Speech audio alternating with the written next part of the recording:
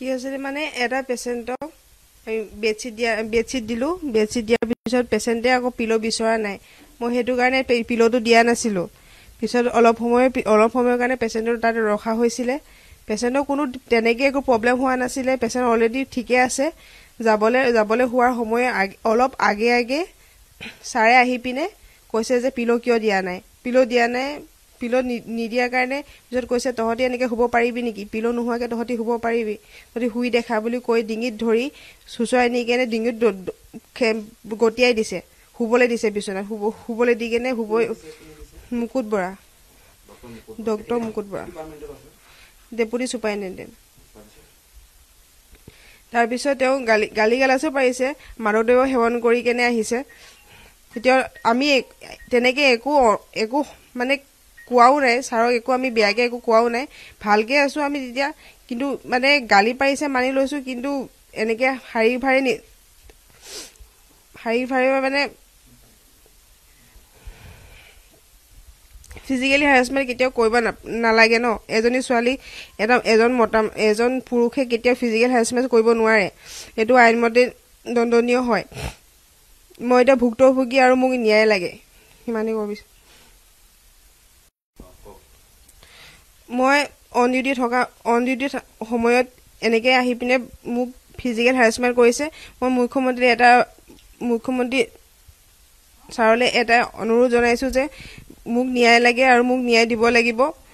এনেদৰে আজি যদি মই ভুক্তভোগী, মোৰ পিছত আৰু বেলেগ এজনী ছোৱালীও তেনেকৈ ভুক্তভোগী হ'ব। সেইটো কাৰণে মই এতিয়া ন্যায় বিচাৰিছোঁ মুখ্যমন্ত্ৰী ছাৰৰ ওচৰত এইটোৱে আহ্বান জনাইছোঁ। মই ঢিঙাফাৰৰ এজন কৰ্মচাৰী হয়, কেজুৱেল এমপ্লয়ী। বৰ্তমান মই এতিয়া 18 বছৰ হ'ল প্ৰায় কাম কৰি থকা। আমাৰ হস্পিটেলত বহুত ঘটনা ঘটি আছে, বহুত দিনৰ পৰা চলি আছে। মোৰ লগতো বহুত টৰ্চাৰ কৰিছে, শাৰীৰিকভাৱেও কৰিছে, মানসিকভাৱেও কৰিছে। মই বহুতখিনি সহ্যও কৰি আছোঁ। আৰু মোৰ মিছেছকো এতিয়া বৰ্তমান ছাছপেণ্ড কৰি থৈছে বিনা দোষত, বিনা কথাত। সেই বিষয়টো আমি এতিয়া তেওঁক সোধা নাই, কিয় কৰিলে, কি কথা এতিয়ালৈকে সোধা নাই। তেওঁ গাইনী অপিডিত থাকে, ডক্টৰ হিন্দা ছাৰৰ লগত অপিডিত থাকে। এতিয়া সেইদিনাখন এটা ডেলিভাৰী কেছৰ কাৰণে তেওঁ সেই বিষয়ত কোনো জ্ঞান নাই বা নাই। তেওঁক কি কথা লয়, কি কথা মতা নাজানো, তেওঁক ছাছপেণ্ড কৰি থৈছে বৰ্তমান। ডক্টৰ মুকুট বৰা ছাৰ, ছুপাৰিনটেণ্ডেণ্ট ছাৰ। তেওঁ আমাৰ হয়, ঢিঙাপাৰৰ ছুপাৰিনটেণ্ডেণ্ট হয়। তেখেতে এতিয়া মোৰ মিছেছক ছাছপেণ্ড কৰাই থৈছে 3 মাহৰ কাৰণে। কালি ঘটনাটো হ'ল অন ডিউটিত মানে কি আমাৰ চিষ্টাৰগৰাকী, তেওঁ বহুত দূৰৰ পৰা আহি পেলাই চাকৰি এতিয়া 2 মাহ হৈছে জইন কৰা। তেওঁ মানে অকলে ডিউটি কৰি আছিলে ইমাৰ্জেঞ্চিত। সেই মুহূৰ্ততে পেচেণ্ট এটা আহিছিলে, ভৰ্তি কৰিলে অবজাৰ্ভেশ্যন, নহয় এডমিট নহয়, অবজাৰ্ভেশ্যনত। ট্ৰিটমেণ্ট কৰিবৰ সময়ত তেওঁ অকলে গোটেইখিনি চলাই আছিলে। বেডশ্বীট আৰু গাৰু দিবলৈ কৈছিলে, তেওঁ মানে বেডশ্বীটখন দিলে, গাৰুটো দিবলৈ থাকি গ'ল। সেই কথাটোলৈ লৈ পেলাই তেওঁক মানে মিছবিহেভ কৰিছে, গাত টাচ কৰিছে, গটা ঠেলা কৰিছে। তেওঁক অন ডিউটিত মানে ড্ৰেছ থকা অৱস্থাত গাত হাত দিছে। গতিকে আমি সেইটো ন্যায় বিচাৰোঁ। এনেকৈ হ'লে আমি কেনেকৈ কাম কৰিম। আৰু মুখ্যমন্ত্ৰীলৈ আমি এটাই আহ্বান জনাওঁ, আমাক ন্যায় লাগে। এনেকৈ হ'লে আমি ভয় শংকা লৈ পেলাই কাম কৰি থাকিব নোৱাৰোঁ হস্পিটেলত। আৰু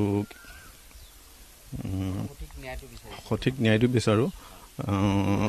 তেওঁক আমাৰ ইয়াৰ পৰা এজাহাৰ দিয়া হৈছে। তেখেতৰ মন্দিতা বৰা বুলি কয়, তেওঁ এজাহাৰ দিছে থানাত।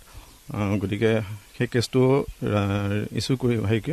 ৰেজিষ্টাৰ কৰি পেলাই ন্যায় লাগে বুলি আমি বিচাৰিছোঁ। আৰু সেইটোৱে বিচাৰোঁ, মোৰ লগত যিখিনি হৈছে আনৰ লগতো যাতে নহওক, মই সেইটোৱে বিচাৰোঁ। হয়, গুণ্ডাৰাজ চলা আছে। তেওঁ মন মৰ্জি মতে তেওঁ DC জইণ্ট ডিৰেক্টৰ, তেওঁ পকেটত থাকে বুলি কয়। মই চবকে ইয়াৰ পৰা পঠাব পাৰোঁ।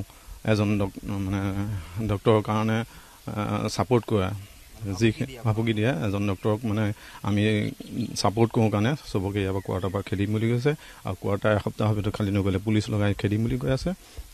মোকো জনাইছে তেনেকৈ 2-3বাৰকৈ। সিদিনাখন মোৰ লগতো ড্ৰেছিং ৰুমত বিনা দোষত, বিনা কথাত গৈ পেলাই মোক কলাৰত হাত দি পেলাই টান মাৰি কথা কৈছে, হাত দাঙি আহিছে মাৰিবলৈ। মই তথাপিতো মই ধৈৰ্য ধৰি আছোঁ, একো কোৱা নাই এই বিষয় লৈ। কিন্তু আজি মই ক'বলৈ বাধ্য হৈছোঁ, এই চিষ্টাৰগৰাকীৰ লগত যিটো ঘটনা ঘটিছে আৰু আজি কৰিছে, কাইলৈ আৰু ইয়াতকৈ বেয়া ঘটনা হ'ব পাৰে। গতিকে আমি ন্যায় লাগে, সেইটোৱে মই বিচাৰোঁ। কি হৈছিলে মানে এটা পেচেণ্টক বেডশ্বীট দিলোঁ। বেডশ্বীট দিয়াৰ পিছত পেচেণ্টে আকৌ পিলো বিচৰা নাই। মই সেইটো কাৰণে পিলোটো দিয়া নাছিলোঁ। পিছত অলপ সময়ৰ কাৰণে পেচেণ্টৰ তাত ৰখা হৈছিলে। পেচেণ্টৰ কোনো তেনেকৈ একো প্ৰব্লেম হোৱা নাছিলে। পেচেণ্ট অলৰেডি ঠিকে আছে। যাবলৈ হোৱাৰ সময় অলপ আগে